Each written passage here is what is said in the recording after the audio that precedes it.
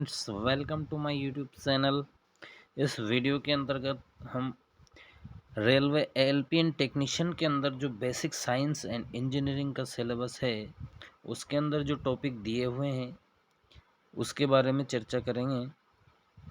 इसमें जो पहला टॉपिक है अपना वो है इकाई यानी कि यूनिट। इसके बारे में देखते हैं, तो चलते हैं सीधा अपने टॉपिक के ऊपर और यहाँ से स्टार्ट करते हैं। इकाई, देखिए इकाई होता क्या है। इकाई यानी कि यूनिट, इसकी डेफिनेशन के बारे में देखें तो दिया हुआ है कि किसी भौतिक राशि को मापने और तोलने के लिए उपयोग किया गया जो मानक मान होता है यानी कि स्टैंडर्ड वैल्यू होती है उसे उसकी इकाई कहते हैं।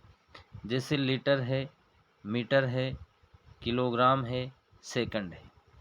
जैसे अगर अपन उदाहरण की बात करें तो दूरी को मापने के लिए किसका उपयोग किया जाता है, जैसे मीटर है, किलोमीटर है, इस प्रकार से। जैसे अगर शक्कर होती है तो उसको किलोग्राम में लाते हैं, है ना। उसी प्रकार अगर लिक्विड फॉर्म में कोई अगर भौतिक राशि है तो उसे लीटर के रूप में उसकी इकाई होती है। और समय है जैसे, तो समय की जो इकाई होती है वो क्या होती है, सेकंड होती है। तो यूनिट किसी भौतिक राशि को मापने और तोलने के लिए उपयोग किया जाता है। इसके बाद अगर सेकंड चीज के बारे में देखें तो क्लासिफिकेशंस ऑफ यूनिट यानी कि इकाइयों का वर्गीकरण। इकाइयों का वर्गीकरण क्या होता है, तो इकाइयों के वर्गीकरण की बात करें तो इकाइयों का जो वर्गीकरण होता है वो होता है, इकाइयों का वर्गीकरण दो प्रकार से होता है। दो प्रकार से कौन कौन सा होता है, पहला होता है मूलभूत इकाइयाँ होती है एंड सेकंड वन इज व्युत्पन्न इकाइयाँ। मूलभूत यानी कि फंडामेंटल जो यूनिट्स होती हैं, जो मूल रूप से होती है यानी कि उसमें कोई अदर राशि सम्मिलित नहीं की जाती है। और व्युत्पन्न इकाइयों में जो होता है इसमें अपन दो या दो से अधिक मूल इकाइयों से मिलकर इसको बनाते हैं, है ना। और मूल जो इकाइयाँ होती है इनके उदाहरण की बात करें तो जैसे द्रव्यमान है, दूरी है, समय है, यानी कि ये अपने आप में मूल राशियाँ होती है। और व्युत्पन्न इकाइयाँ होती है ये दो या दो से अधिक मूल इकाइयों से मिलकर बनी होती है। जैसे उदाहरण की बात करें तो क्षेत्रफल की जो इकाई होती है वो सेंटीमीटर स्क्वायर होती है एंड आयतन की जो इकाई होती है वो सेंटीमीटर क्यूब होती है। ओके, तो ये हो गया इकाइयों का वर्गीकरण दो प्रकार से, मूलभूत इकाइयाँ और व्युत्पन्न इकाइयाँ। ठीक है, इसके बाद जो आगे चलते हैं, इसके बाद इकाइयों की पद्धतियाँ। पद्धतियाँ कौन कौन सी होती है इकाइयों की, तो इकाइयों की जो मेनली पद्धतियाँ होती है वो चार पद्धतियाँ होती है। कितनी होती है, चार।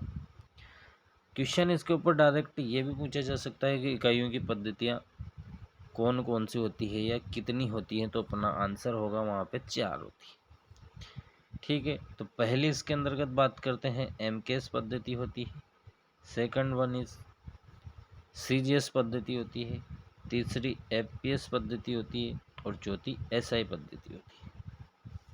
अगर इसमें अपन बात करें तो एमकेएस पद्धति क्या है, सीजीएस पद्धति क्या है, एफपीएस पद्धति क्या है और एसआई पद्धति क्या है, तो ये चारों पद्धतियों के बारे में अपन इस वीडियो में आगे डिटेल से जानकारी लेंगे। तो चलते हैं आगे। पहली इसके अंतर्गत देखते हैं, तो पहली जो है अपनी सॉरी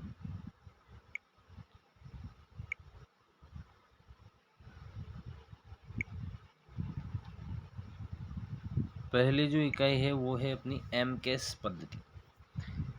एमकेएस पद्धति की बात करें अपन यहाँ पे, तो एमकेएस पद्धति होती क्या है, देखो इस पद्धति के अंदर जो है लंबाई की इकाई जो होती है वो होती है मीटर के अंदर, द्रव्यमान की इकाई जो होती है वो किलोग्राम के अंदर मापते हैं यानी कि इसको, और समय की जो इकाई होती है, समय की इकाई होती है सेकंड। यानी कि इसके अंदर लंबाई को मीटर में, द्रव्यमान को किलोग्राम में और समय को किसके अंतर्गत मापेंगे, सेकंड के अंतर्गत मापेंगे। और यहाँ पर इसकी बात करें तो वैसे भी एम के एस की फुल फॉर्म देखें अपन, एम के और एस, तो एम से यहाँ पर मतलब हो रहा है मीटर, के से मतलब हो रहा है किलोग्राम एंड एस से मतलब हो रहा है सेकंड। ओके, दूसरी बात करते हैं तो इसको मीट्रिक पद्धति भी कहते हैं।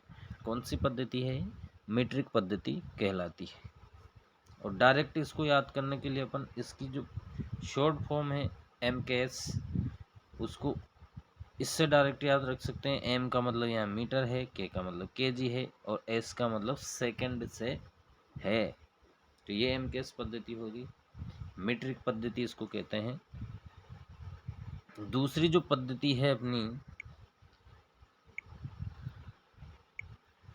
दूसरी पद्धति की बात करते हैं तो वो है अपनी सीजीएस पद्धति। जो सीजीएस पद्धति होती है, सीजीएस से फुल फॉर्म की बात करें इसकी तो सी, जी और एस, यानी कि यहाँ पर जो होती है सी का मतलब सेंटीमीटर से होता है, जी का मतलब ग्राम से होता है और एस का मतलब सेकंड से होता है। यानी कि इस पद्धति में जो लंबाई की इकाई है वो सेंटीमीटर, द्रव्यमान की इकाई है वो ग्राम एंड समय की जो इकाई होती है वो सेकंड होती है। यानी कि यहाँ पर लंबाई को आप जो है सेंटीमीटर में व्यक्त करेंगे, जबकि एम केस में किस में कर रहे थे, मीटर में कर रहे थे, लेकिन सीजीएस के अंदर सेंटीमीटर में करेंगे, द्रव्यमान को ग्राम के अंदर और समय को सेकंड से डिनोट करेंगे। दूसरी बात करें तो इसको फ्रांसीसी पद्धति कहते हैं। इसके ऊपर डायरेक्ट क्वेश्चन पूछा जा सकता है कि सीजीएस पद्धति को कौन सी पद्धति भी कहते हैं, तो यहाँ पे अपना आंसर हो जाएगा फ्रांसीसी पद्धति। ओके, इसके बाद जो तीसरी पद्धति है अपनी उस पर चलते हैं। तीसरी पद्धति है एफपीएस पद्धति। एफपीएस की बात करें तो एफपीएस से जैसे पता चल रहा है अपन को, एफ का मतलब क्या है, यहाँ पर एफ का मतलब है फुट, पी का मतलब है पौंड और एस का मतलब तो सब जगह सेकंड ही होता है। इस पद्धति में यानी कि लंबाई को फुट के अंदर, द्रव्यमान को पाउंड के अंदर तथा समय को किस में नापते हैं, सेकंड में मापते हैं। तथा इसे कौन सी पद्धति कहते हैं, इसे ब्रिटिश पद्धति कहते हैं। तो अपना जो सीजीएस वाला था उसे तो फ्रांसीसी पद्धति कहते हैं, एमकेएस वाले को मैट्रिक पद्धति कहते हैं और एफपीएस जो पद्धति है उसे ब्रिटिश पद्धति भी कहते हैं। और यहाँ पे एफपीएस की फुल फॉर्म हो गई है, एफ से फुट, पी से पाउंड और एच से सेकंड। यानी कि लंबाई को फुट में, द्रव्यमान को पाउंड में और समय को जो है यहाँ पर अपन सेकंड के अंतर्गत मापते हैं। ओके, इसके बाद आगे चलते हैं तो अपनी जो सबसे इम्पोर्टेंट और मेन जो इकाई है, पद्धति है सॉरी, वो होती है अपनी एसआई पद्धति। चौथे नंबर की पद्धति होती है एसआई पद्धति, जो कि एमकेएस पद्धति का विकसित रूप होता है। किसका, एमकेएस पद्धति का। यहाँ पर इसके अंतर्गत बात करें एसआई पद्धति की तो इसका इंग्लिश नेम बोले तो इसको बोलते हैं स्टैंडर्ड इंटरनेशनल। क्या होता है, स्टैंडर्ड इंटरनेशनल, यानी कि इसे जो है अंतर्राष्ट्रीय पद्धति भी कहते हैं। और इसके अंतर्गत जो होती है 7 मूल इकाइयाँ होती है। अभी तक अपन जो पढ़ रहे थे उसमें सब में 3-3 इकाइयाँ थी, लेकिन इसमें जो मूल इकाइयाँ होती है वो कितनी होती हैं, 7 मूल इकाइयों से मिलकर ये एसआई पद्धति बनी है। यानी कि जो एमकेएस पद्धति के अंतर्गत अपना जो 3 इकाइयाँ आ रही थी, दूरी, द्रव्यमान और समय की इकाई, वो इसमें भी सेम होती है। लेकिन उसके बाद इसमें जो 4 और मूल इकाइयाँ दे रखी है, यानी कि इसकी बात करें अपन तो इसमें दूरी या लंबाई को किसके अंतर्गत मापेंगे, मीटर के अंतर्गत। और द्रव्यमान की बात करें तो द्रव्यमान को नापेंगे किलोग्राम में, समय की बात करें तो समय को सेकंड के अंदर। अब उसके बाद देखो ये चीज़ें तो एम के एस में भी अपनी क्या थी, सेम थी। उसके बाद नई चीज़ क्या है इसमें, इसमें है विद्युत धारा, यानी कि विद्युत धारा को अपन किस में मापेंगे, एम्पियर के अंतर्गत। तापमान टेम्परेचर की बात करें तो उसको केल्विन के अंतर्गत। ये इम्पोर्टेंट है, टेम्परेचर की एसआई इकाई क्या होती है, क्वेश्चन आया हुआ है। यानी कि तापमान जो होता है उसकी जो एसआई इकाई होती है वो होती है अपनी केल्विन। प्रकाश की तीव्रता की बात करें तो इसकी इकाई कैंडेला होती है। एंड पदार्थ की जो मात्रा है उसकी इकाई मोल होती है। अब इसके प्रतीक चिन्ह की भी बात कर लेते हैं साथ में। तो मीटर को एम से डिनोट करते हैं, किलोग्राम को केजी से डिनोट करते हैं, सेकंड को एस से डिनोट करते हैं, एम्पियर को एस, केल्विन को के से डिनोट किया जाता है, कैंडेला को सी डी, एंड मोल को एम ओ एल से यहाँ पर अपना डिनोट किया जाता है। तो ओके, ये एसआई पद्धति हो गई, सबसे इम्पोर्टेंट है ये। इसके अंतर्गत ये क्वेश्चन पूछा जा सकता है, एसआई पद्धति किसका विकसित रूप है, तो एम के एस पद्धति का ये विकसित रूप होती है। यहाँ पर भी दूरी, द्रव्यमान और समय की इकाई जो है एम के एस की तरह समान है, लेकिन इसमें 4 और इकाइयाँ दे रखी है, विद्युत धारा, तापमान, प्रकाश की तीव्रता और पदार्थ की मात्रा। ओके, अगर इससे आगे अपन बात करें तो इससे आगे अगर देखें तो अपना है उपसर्ग सारणी। उपसर्ग सारणी जो होती है, प्रीफिक्स टेबल जिसे कहते हैं, यानी कि जो कुछ मान होते हैं उनको डायरेक्ट याद करने होते हैं। इसके अंतर्गत बात करें अपन तो जो 10 की घात 12 होता है, 10 की घात 12 को कहते हैं टेरा। उसके बाद 10 की घात जो 9 होती है उसको कहते हैं गीगा। 10 की घात 6 को बोलते हैं मेगा। 10 की घात 3 को किलो। ये तो वैसे पता होगा आपको, किलो में कितने होते हैं, 1000 होते हैं। और 10 की घात 3 का मतलब भी क्या होता है, 1000 ही होता है। दूसरी बात, 10 की घात 2 को हेक्टो बोलते हैं, 10 की घात 1 को डेका बोलते हैं, 10 की घात -1 को डेसी बोलते हैं, 10 की घात -2 को बोलते हैं सेंटी। 10 की घात, अब ये माइनस में देखो, 10 की घात +3 होता है किलो, 10 की घात -3 होता है मिली, ये होता है मिली। 10 की घात -6 होता है माइक्रो। 10 की घात -9 होता है नैनो, ये तो याद हो ही जाएगा, 9 से नैनो। और 10 की घात -12 होता है पिको। अब देखो एक कन्फ्यूजन छोटा सा होता है यहाँ पर माइक्रो में। 10 की घात -6 जो होता है वो होता है माइक्रो, प्रीफिक्स के अंतर्गत। अगर इसका माइक्रोन का मान जो है एमएम के अंदर पूछे तो 1 माइक्रोन जो होता है 0.001 mm होते हैं इसके अंतर्गत।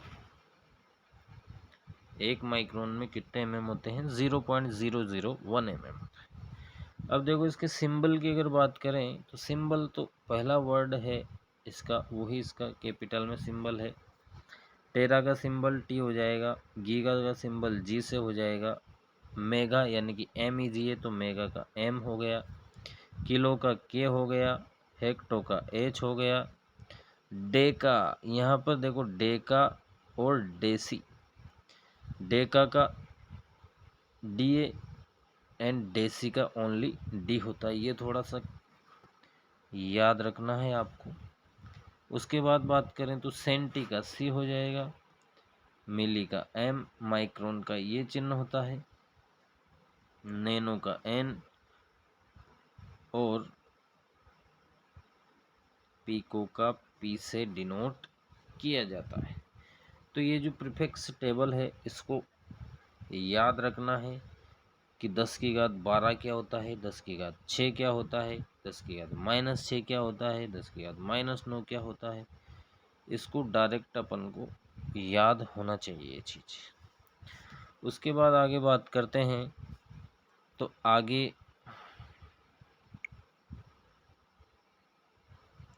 आगे देखिए यहाँ पर है थोड़ा पूरक मात्रक। पूरक मात्रक जो दो होते हैं अपने पास, ये भी डायरेक्ट याद रखना कि पूरक मात्रक होते कितने हैं। इसमें भी पूछा गया सवाल है, ये स्टेरेडियन वाला क्वेश्चन जो है पूछा गया है लोको पायलट के अंदर।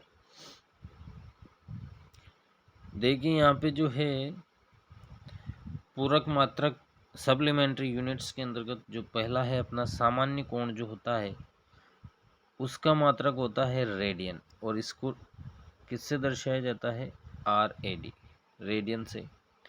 और जो ठोस कोण होता है सॉलिड एंगल, उसको स्टेरेडियन से दर्शाया जाता है, और इसका जो मात्रक होता है वो एस आर डॉट होता है। तो इस चीज़ को भी आपको डायरेक्ट याद रखना है, सामान्य कोण का मात्रक रेडियन और ठोस कोण का मात्रक स्टेरेडियन।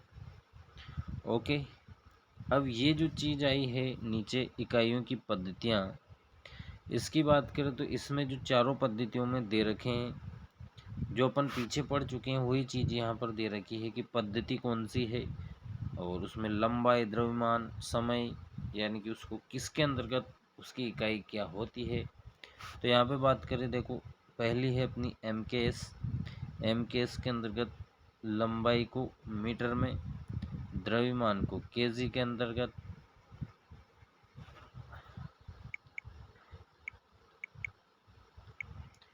समय की बात करें तो समय को सेकंड में, और बाकी इसमें कुछ भी नहीं होता है। और इस पद्धति का जो प्रचलित नाम है वो मैट्रिक, अपन पीछे इसको डिटेल में पढ़ चुके हैं। सेकंड सीजीएस पद्धति है वही, लंबाई को सेंटीमीटर में, द्रव्यमान को ग्राम के अंतर्गत मापते हैं, समय को सेकंड के अंदर मापते हैं, और इस पद्धति को फ्रांसीसी पद्धति कहते हैं। उसके बाद तीसरी पद्धति है अपनी एफवीएस पद्धति। इसके अंतर्गत लंबाई को फुट के अंतर्गत, द्रव्यमान को पाउंड में और समय को सेकंड में मापते हैं, और इसको जो है ब्रिटिश पद्धति कहते हैं। ओके, चौथी इम्पोर्टेंट पद्धति है एसआई पद्धति। यहाँ पर अगर बात करते हैं अपन, तो लंबाई को मीटर में मापा जाता है, द्रव्यमान को केजी के अंतर्गत मापते हैं, समय को सेकंड में मापते हैं, प्रकाश की तीव्रता को कैंडेला, विद्युत धारा को एम्पियर के अंतर्गत मापा जाता है, तापमान को केल्विन। देखो ये बहुत ही इम्पोर्टेंट है, तापमान की जो एसआई इकाई होती है वो केल्विन होती है, नॉट डिग्री, नॉट फ़ारेनहाइट। जो तापमान की इकाई, एसआई इकाई जो होती है वो कौन सी होती है, केल्विन होती है। स्टार मार्क कर लेना इसको, स्टार, पूछा गया सवाल। और पदार्थ की जो मात्रा है उसकी इकाई मोल होती है, और इसे कौन सी पद्धति कहते हैं, अंतर्राष्ट्रीय पद्धति इसको कहा गया है। ये चीज़ें अपन पहले इसी वीडियो के अंतर्गत पढ़ चुके हैं। तो ओके, यहाँ पर ये सारी चीज़ें आपको ध्यान रखनी है। इससे आगे अगर बात करते हैं तो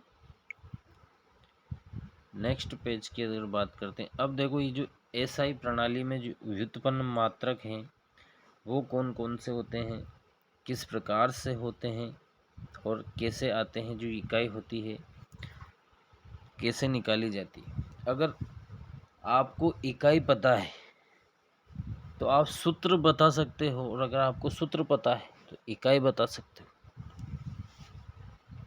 क्षेत्रफल की इकाई बात करते हैं, तो क्षेत्रफल की जो इकाई होती है इसमें दे रखा है वर्ग मीटर, यानी कि मीटर स्क्वायर। अब ये आती कैसे है, देखो क्षेत्रफल जो होता है, अगर किसी भी जो शेप होती है, आकृति होती है, उसके क्षेत्रफल की बात करते हैं वो मीटर स्क्वायर में आता है। जैसे मैं यहाँ पर आयत की बात कर लेते हैं, तो आयत में होता है लंबाई गुणा चौड़ाई, यानी कि लंबाई को मीटर में मापेंगे, चौड़ाई को मीटर में मापेंगे, तो मीटर क्या हो गया है, ये स्क्वायर हो गया। इसी प्रकार से ये आता है। इसके बाद सेकंड बात करते हैं आयतन की इकाई। तो आयतन की इकाई जो होती है घन मीटर, यानी कि मीटर क्यूब होती है। अब ये मीटर क्यूब आती कैसे है? अब देखो, जैसे जैसे आयतन ठोस आकृतियों का होता है। जैसे घन की बात करें तो भुजा क्यूब होती है, भुजा क्यूब उसका आयतन होता है। तो भुजा क्यूब यानी कि मीटर का क्यूब। रेखी गति की बात करते हैं तो रेखी गति जो होती है मीटर पर सेकंड, यानी कि दूरी बटा समय इसका फॉर्मूला होता है। उस हिसाब से दूरी मीटर के अंतर्गत और समय सेकंड में मापते हैं, तो ये क्या हो गया है, मीटर प्रति सेकंड। उससे आगे बात करें तो कोणीय वेग या गति जो होती है उसको नाप, उसकी जो इकाई होती है रेडियन प्रति सेकंड, रेडियन प्रति सेकंड। क्योंकि यहाँ पर कोणीय गति है, यानी कि क्या आ जाएगा इसमें, कोणीय दूरी आ जाएगी, तो उसी प्रकार से रेडियन प्रति सेकंड हो जाएगा। नेक्स्ट बात करते हैं प्रतिबल और दाब। दोनों की इकाई सेम होती है। इनकी इकाई होती है न्यूटन प्रति वर्ग मीटर, या इसको बोलते हैं पास्कल। क्या बोला जाता है इसको? पास्कल बोला जाता है। अब ये न्यूटन पर मीटर स्क्वायर होती है, तो इसका सूत्र जो होता है दाब या प्रतिबल का, वो होता है बल बटे क्षेत्रफल होता है। उसी हिसाब से बल की जो हो गई न्यूटन, और एरिया की क्या हो गई, अभी पहले पढ़ा था मीटर स्क्वायर, तो न्यूटन पर मीटर स्क्वायर इसकी इकाई हो जाती है। ओके, बाद अगर बात करते हैं तो कार्य, ऊर्जा और ऊष्मा, इन तीनों की इकाई जो होती है वो जूल होती है। क्या होती है? जूल। कार्य, ऊर्जा और ऊष्मा यानी कि जूल, और जूल को अपन न्यूटन मीटर भी बोलते हैं। यानी कि जो कार्य होता है वो बल इंटू दूरी, इसका फॉर्मूला होता है। उस हिसाब से न्यूटन मीटर या जूल इसकी जो है इकाई होती है। तीनों की इकाई सेम होती है, कार्य, ऊर्जा और ऊष्मा। ओके, आगे बात करते हैं शक्ति। शक्ति की जो इकाई है वो है वाट। शक्ति को किस में नापते हैं? वाट के अंतर्गत मापते हैं, या जूल प्रति सेकंड होती है। कार्य बटा समय फॉर्मूला होता है शक्ति का, उस हिसाब से जूल पर सेकंड, या जूल पर सेकंड को क्या बोल देते हैं? वाट बोल देते हैं। आगे बात करें त्वरण, तो त्वरण जो होता है वो होता है मीटर पर सेकंड स्क्वायर। तो त्वरण का अगर फॉर्मूला आपको पता है तो आप इकाई, यूनिट आराम से उसकी बता सकते हो।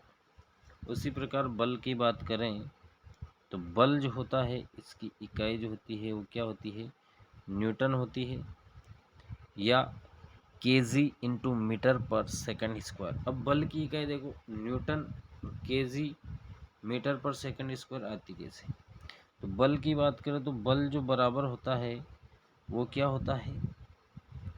द्रव्यमान इंटू त्वरण होता है, यानी कि m इंटू ए होता है। सो क्या होता है? द्रव्यमान इंटू त्वरण होता है। तो द्रव्यमान को केजी के अंदर मापते हैं, और त्वरण की इकाई अपन पहले पढ़ चुके हैं अभी हाल, ये रही मीटर पर सेकंड स्क्वायर। तो उस हिसाब से केजी इंटू मीटर पर सेकंड स्क्वायर, और इसको न्यूटन बोल देते हैं। ओके, क्योंकि जो बल आया है वो न्यूटन के गति के समीकरणों से आया है, उस हिसाब से इस केजी इंटू मीटर पर सेकंड स्क्वायर को क्या बोलते हैं? न्यूटन। आगे बात करें घनत्व की, तो घनत्व की जो इकाई दे रखी है वो होती है अपनी केजी प्रति मीटर क्यूब। केजी प्रति मीटर क्यूब, यानी कि भार बटा आयतन घनत्व का फॉर्मूला होता है। उस हिसाब से केजी प्रति मीटर क्यूब इसकी जो है इकाई होती है। बल आघूर्ण की बात करें तो बल आघूर्ण न्यूटन मीटर इसकी इकाई है, और न्यूटन मीटर आती कैसे है? बल आघूर्ण का फॉर्मूला होता है T बराबर बल इंटू लंबवत दूरी। तो बल की इकाई हो गई यहाँ पर न्यूटन एंड लंबवत दूरी यानी कि मीटर में नापते हैं दूरी को, तो न्यूटन मीटर बल आघूर्ण की जो है इकाई होती है। अगर तुम्हें इसके अंतर्गत फॉर्मूले पता है तो इकाई आराम से निकाल सकते हो, कोई दिक्कत वाली बात नहीं है, बस थोड़ा सा नॉलेज आपको रखना है। विशिष्ट ऊष्मा इसी प्रकार से, विशिष्ट ऊष्मा जो होती है इसकी इकाई होती है जूल प्रति केजी केल्विन, जूल प्रति केजी केल्विन। इस प्रकार से और भी बहुत सारी है, यहाँ पे कुछ उदाहरण के माध्यम से आपको दर्शाया गया है। ठीक है, आगे इससे आगे अगर बात करें तो नेक्स्ट जो है अपना, अब ये सारी जो इकाइयाँ हैं आपको याद होनी चाहिए। नेक्स्ट की बात करें तो यहाँ पर दे रखा है विभिन्न तापक्रम पैमानों में संबंध। विभिन्न तापक्रम पैमानों में संबंध क्या होता है? तो ये जो एक फॉर्मूला है इसको याद रखना है इसके अंतर्गत। अब ये देखो फॉर्मूला होता क्या है, ये फॉर्मूला, इस फॉर्मूले से मैं 3-4 फॉर्मूले और बना सकता हूँ, क्योंकि एट ए टाइम यहाँ पर केवल और केवल 2 चीज़ें काम में आती है। अगर ये यहाँ से ये फॉर्मूला है, केवल ये इतना भी फॉर्मूला हो सकता है। अगर सेंटीग्रेड का मान देकर फ़ारेनहाइट पूछे तो केवल और केवल ये फॉर्मूला लगाएंगे। अब यहाँ पर देखो फॉर्मूला क्या है, degree centigrade upon 100 equal degree Fahrenheit minus 32 बटा 180 इक्वल डिग्री र्यूमर बटा 80 इक्वल केल्विन, केल्विन माइनस 273 बटे 100। अब इसकी बात करें अगर तो देखो डिग्री सेंटीग्रेड के नीचे 100 क्यों आया, डिग्री फ़ारेनहाइट के नीचे 180 क्यों आया, डिग्री र्यूमर के नीचे 80 क्यों आया, और केल्विन के नीचे 100 आया है। अब ये जो डिग्री सेंटीग्रेड है ये 100 डिग्री तक नापता है, इसलिए इसके बटे में 100 आया हुआ है। फ़ारेनहाइट 180 डिग्री तक नापता है, इसलिए इसमें 180 है। इसी प्रकार र्यूमर और केल्विन है। अब देखो इसमें एक चीज़ है, केल्विन जो होता है, केल्विन में कभी भी डिग्री नहीं लगती है, कभी भी डिग्री केल्विन नहीं होता है, केवल ये सिंगल लिखा जाता है एकमात्र, बाकी सभी के अंतर्गत डिग्री लगी हुई है, जैसे degree centigrade, degree Fahrenheit, degree rumour. तो ये चीज़ आपको ध्यान रखनी है और ये फॉर्मूला आपको याद होना चाहिए। इसकी बात करें तो अब इसके ऊपर जो है न्यूमेरिकल बनते हैं अच्छे खासे। अब यहाँ पे देखो ये जो C है ये डिग्री सेंटीग्रेड है, F क्या है, डिग्री फ़ारेनहाइट है, डिग्री र्यूमर है, और ये होता है अपना केल्विन। ओके, अब देखो इसमें अगर डिग्री सेंटीग्रेड और डिग्री फ़ारेनहाइट अगर दे तो इसका जो फॉर्मूला हो जाएगा अपना डिग्री सेंटीग्रेड बटे 100 इक्वल डिग्री फ़ारेनहाइट माइनस 32 बटे 180। केवल ये इतना सा फॉर्मूला लगाएंगे अगर अपन डिग्री सेंटीग्रेड देकर डिग्री फ़ारेनहाइट में कन्वर्ट कराए तो। ओके, इसी प्रकार अगर मान लो र्यूमर और केल्विन में अगर वो रिलेशन पूछे तो डिग्री र्यूमर बटे 80 बराबर केल्विन माइनस 273 अपॉन 100। ये फॉर्मूला अपना उस जगह पर वर्क करेगा जब र्यूमर और केल्विन के अंतर्गत रिलेशन पूछे या इससे रिलेटेड कोई न्यूमेरिकल हो, यानी कि र्यूमर की वैल्यू देकर केल्विन पूछे या केल्विन की वैल्यू देकर र्यूमर पूछे, तो केवल और केवल अपन इतना सा सूत्र यहाँ पर लगाएंगे, यानी कि ये जो चारों हैं ये एक दूसरे के इक्वल है ये वैल्यू। ओके, तो इसमें से आपको कोई सा भी रिलेशन पूछ सकते हैं, डिग्री सेंटीग्रेड देकर डिग्री र्यूमर पूछा जा सकता है, फ़ारेनहाइट अगर र्यूमर पूछा जा सकता है, तो अपन उस फॉर्मूले को लगाकर यहाँ पर वैल्यू जो है फाइंड आउट कर सकते हैं। ओके, तो ये जो टेम्परेचर स्केल है उसका जो फॉर्मूला रिलेशन दे रखा है इसको आपको याद रखना है। उससे आगे अगर बात करते हैं तो इस वीडियो में जो फिलहाल इतना ही, इससे आगे जो है नेक्स्ट वीडियो के अंतर्गत बात करेंगे। धन्यवाद।